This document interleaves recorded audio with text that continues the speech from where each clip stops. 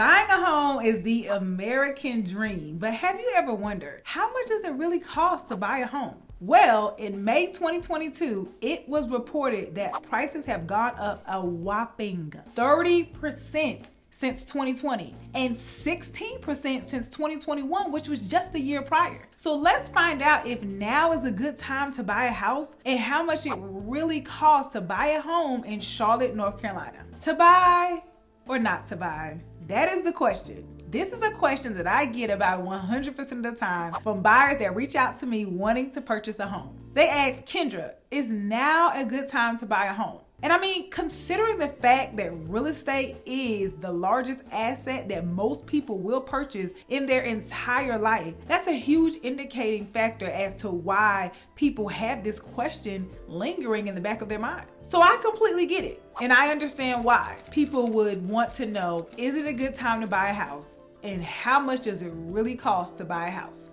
There are some people who think they need an 800 credit score, or they think they need like 20% down, or they think they need to make $150,000 or more a year in order to just qualify for a home. However, the question still remains, is it a good time to buy a house? And how much does it really cost to buy a house in Charlotte? So let's find out. Hello, beautiful people. I am Kendra Conyers, a licensed real estate agent here in the Charlotte metro area. I would love if you could like, subscribe, and tune in every Sunday at 7 p.m. Eastern Time for great information about the Charlotte market. Across the nation, almost 1% of all home buyers search to move to Charlotte, North Carolina from outside metros. In fact, New York home buyers search to move to Charlotte more than any other metro, followed by Washington and Los Angeles. This means more people from New York City are interested in moving to Charlotte more than any other metro. After Charlotte is Washington and then Los Angeles. In November 2022, Charlotte home prices were up 12% compared to last year,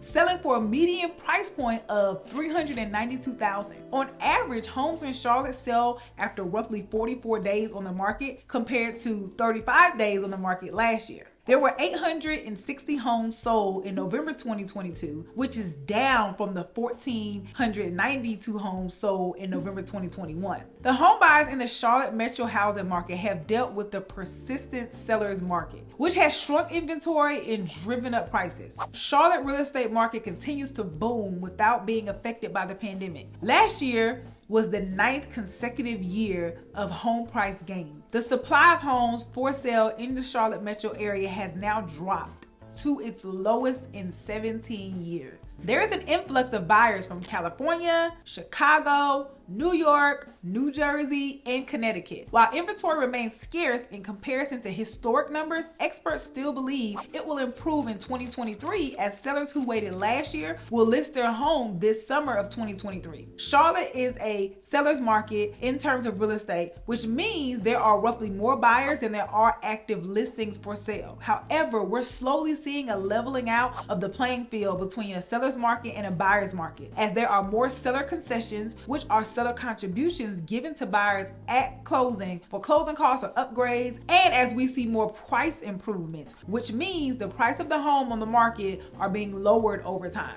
The median sales price in the city of Charlotte is roughly $402,000. However, the average sales price in the city of Charlotte is roughly $519,000, which has increased 15.9% from 2021 to 2022, which means a buyer should anticipate spending roughly $500,000 on a house in the city of Charlotte, North Carolina. With that being said, buyers should set aside roughly 3.5% for the down payment and another 3% for the closing costs. So for example, on a $500,000 house, 3.5% will be roughly $17,500. That will be needed at the closing table for your lender to fund the loan. That's your down payment. However, if you're a VA home buyer, the VA will finance 100% of the loan. Therefore, you do not need to have a down payment. However, for those who do not serve in the military or have retired from the military, there is a down payment that is required unless you qualify for first-time home buyer assistance, in which you will speak to a lender in regards to what's needed to qualify for down payment assistance. My preferred lender offers down payment assistance, so if that's something that you're in need of, please send me an email.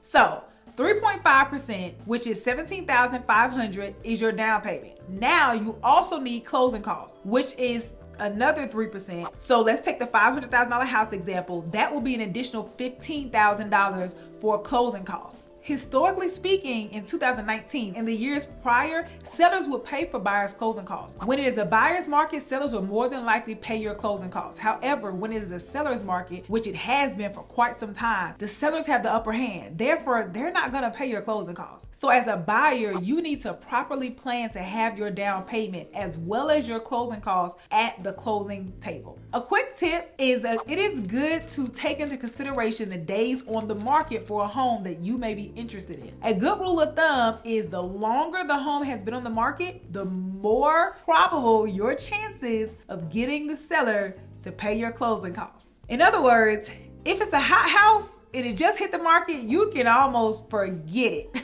But if the house has sat on the market for at least 35 days or more, your chances of getting the seller to assist in closing cost contributions is highly likely. Therefore, you would just need to be responsible for your down payment at the closing table in a scenario where the sellers did help you out with those closing costs. So this is the moment we have all been waiting for. Is now a good time to buy a house? And the answer is, drum roll please, yes. Remember, you are marrying the house. You are not marrying the mortgage payment to that house, which means you are only dating the mortgage payment until an opportunity presents itself for interest rates to decrease, in which you will then refinance that house to obtain a lower mortgage payment. Or you can simply make 13 payments throughout the year. So instead of 12 payments each year, you will make 13 payments. So you'll squeeze in one additional payment. So 13 payments throughout that given year, and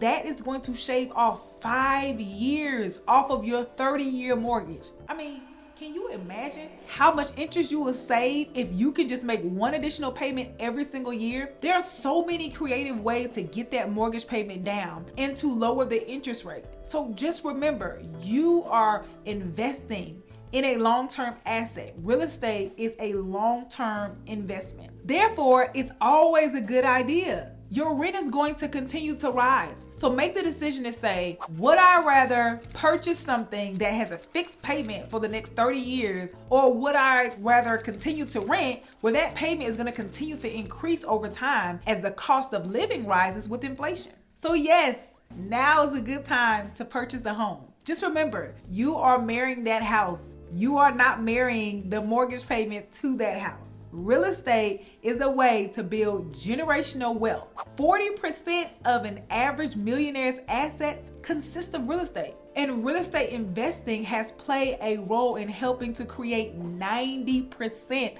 of the world's millionaires. Real estate is one of the most effective wealth building vehicles. Thanks so much for watching. Please visit my website at KendraConyers.com for more information about me, or email me. My email is Kendra@KendraConyers.com if you need assistance in buying or selling a house. I'll talk to you soon. Bye.